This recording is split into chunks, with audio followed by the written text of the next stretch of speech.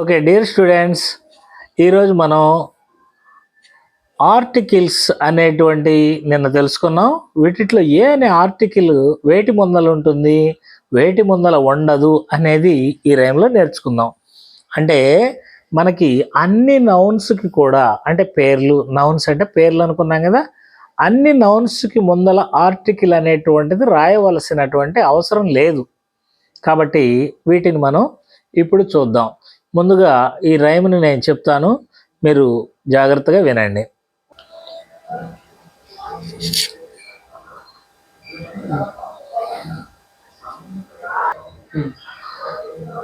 Okay, జాగ్రత్తగా వినండి. పేర్లను తెలిపే ఇంగ్లీష్ వర్డ్స్ను నౌనులు అని మనమంటాము. ఏ ఆర్టికల్ ఉండే నౌన్లు ఏవో, ఏ ఆర్టికల్ ఉండని నౌన్లు ఏవో తెలుసుకుంటే సమస్యలుండవు. టేబుల్ అన్నది కామన్ నౌను, హెడ్ అన్నది కలెక్టివ్ నౌను, వీనికి ఏ అను ఆర్టికల్ ఉండును. ప్రవీణు అనేది ప్రాపర్ నౌను, టేబుల్స్ అనేది ప్లూరల్ నౌను, ఆయిల్ అనేది అన్కౌంటబుల్ నౌన్, గోల్డ్ అన్నది మెటీరియల్ నౌన్, కైండ్నెస్ అన్నది అబ్స్ట్రాక్ట్ నౌను, వీనికి ఏ అను ఆర్టికల్ ఉండదు. ఓకేనా? ఇప్పుడు జాగ్రత్తగా నాతో పాటు మీరు కూడా పలకండి. పేర్లను తెలిపే ఇంగ్లీష్ వర్డ్స్ను నౌనులు అని మనమంటాము. ఏ ఆర్టికల్ ఉండే నౌన్లు ఏవో, ఏ ఆర్టికల్ ఉండని నౌన్లు ఏవో తెలుసుకుంటే సమస్యలుండవు.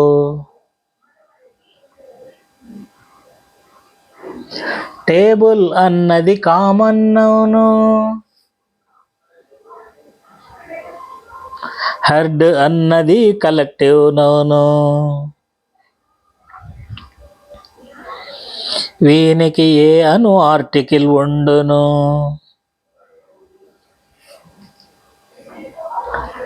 ప్రవీణు అన్నది ప్రాపర్ నౌను, టేబుల్స్ అన్నది ప్లూరల్ నౌను, ఆయిల్ అన్నది అన్కౌంటబుల్ నౌన్,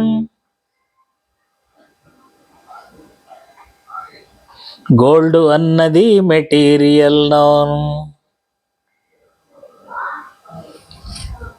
కైండ్నెస్ అన్నది అబ్స్ట్రాక్ట్ నౌను, వీనికి ఏ అను ఆర్టికల్ ఉండదు. ఇప్పుడు మనందరం కలిసి పలుకుతాం.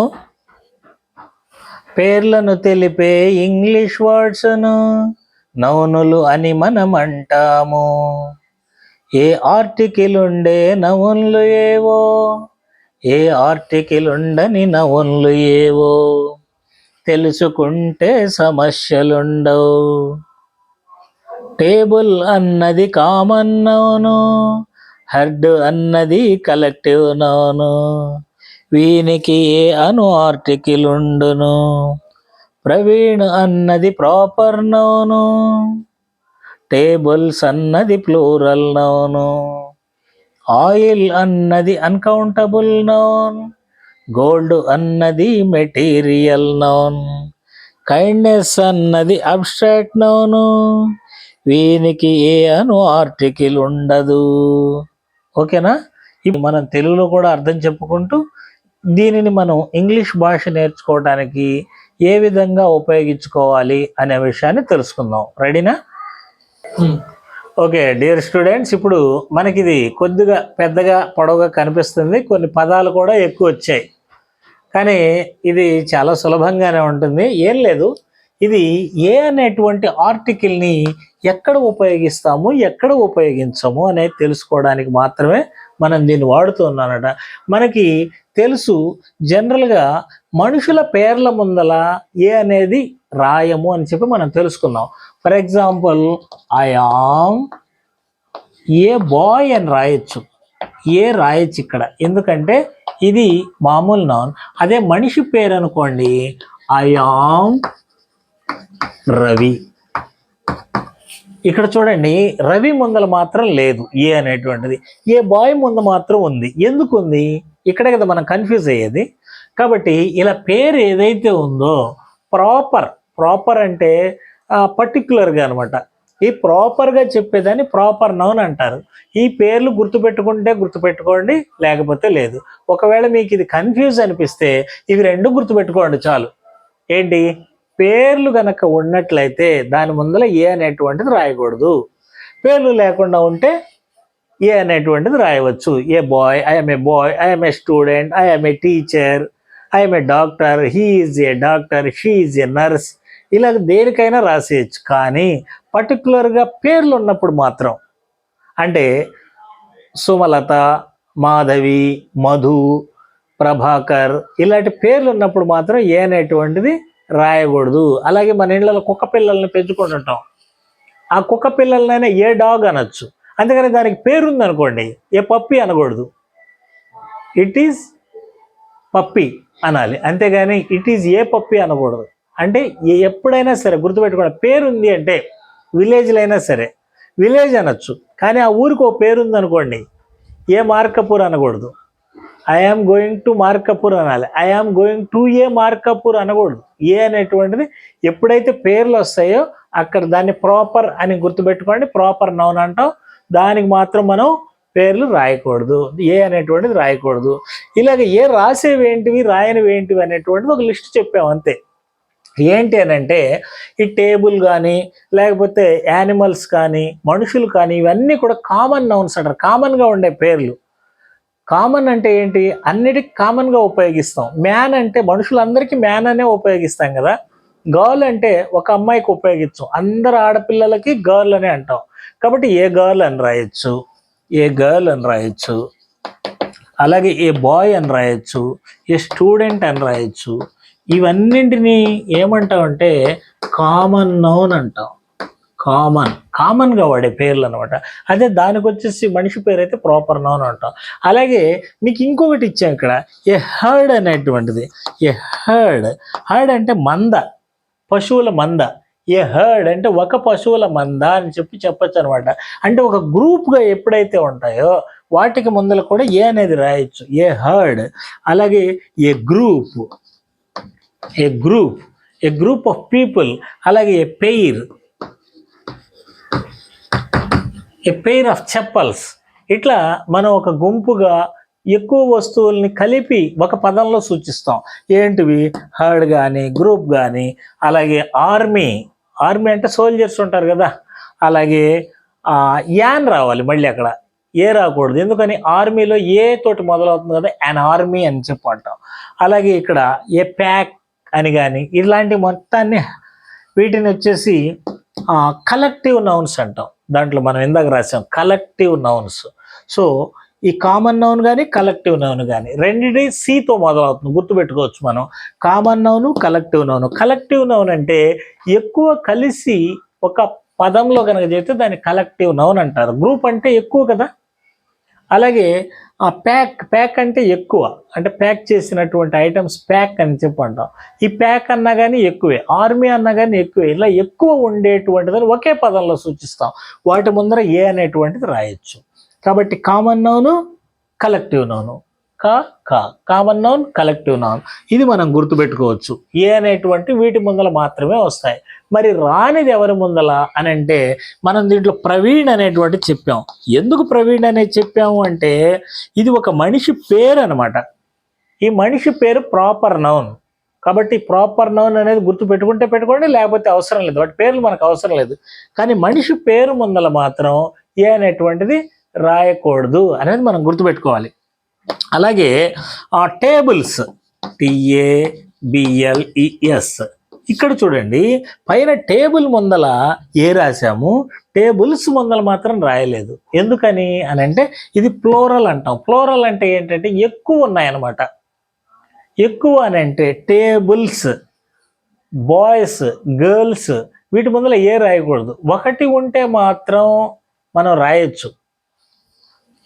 ఇక్కడ మీకు ఫర్ ఎగ్జాంపుల్ బాయ్ ఉంటే మనం ఏ బాయ్ రాస్తున్నాం, కానీ బాయ్స్ ఉంటే మాత్రం ఏ బాయ్స్ అని రాయకూడదు. ఒక బాయ్స్ కాదు కదా, ఎక్కువ మంది బాయ్స్ ఉంటారు. మీరు అడగచ్చు, సార్ ఇక్కడ బాయ్స్ అన్నప్పుడు మీరు ఇక్కడ గ్రూప్లో చెప్పారు కదా అని చెప్పి ఏ గ్రూప్ ఆఫ్ బాయ్స్ అని రాయొచ్చు. అంటే ఎలాగా, ఏ గ్రూప్,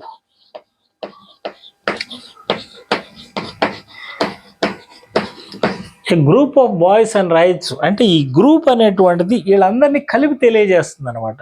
కాబట్టి దీనికి మాత్రమే ఉంటుంది. కానీ మిగతా కామన్ నౌన్స్ అని చెప్పుకున్నాం కదా, టేబుల్ కానీ, ఫ్యాన్ కానీ, క్యాట్ కానీ, డాగ్ కానీ, మ్యాన్ కానీ, ఇలాంటి వాటికి మొత్తం కూడా ప్లూరల్ అంటారు. పక్కన ఎస్ చేర్చి రాస్తాం అనమాట. Fan, fans. ఇలాగ పక్కన ఎస్ వచ్చింది అంటే ఎక్కువ ఉన్నట్లు. వాటి ముందల ఏ అనేటువంటిది రాయకూడదు అనమాట. ప్లూరల్ నౌన్స్ అంటారు. అలాగే మీకు ఇంకొక 3 చెప్పాం. అవి మీరు గుర్తుపెట్టుకోండి, లేకపోతే లేదు. ఏమిటి అంటే ఆయిల్ అనేటువంటి చెప్పాం. ఆయిల్ అంటే ఏంటిది, అన్కౌంటబుల్. కౌంట్ అంటే లెక్కేయడం. ఆయిల్ని లెక్కేస్తాం మనం, ఒక ఆయిల్ అని లెక్కేయలేం కదా. కాబట్టి ఆయిల్ అని వచ్చింది అంటే దాని ముందర ఏ రాయకూడదు.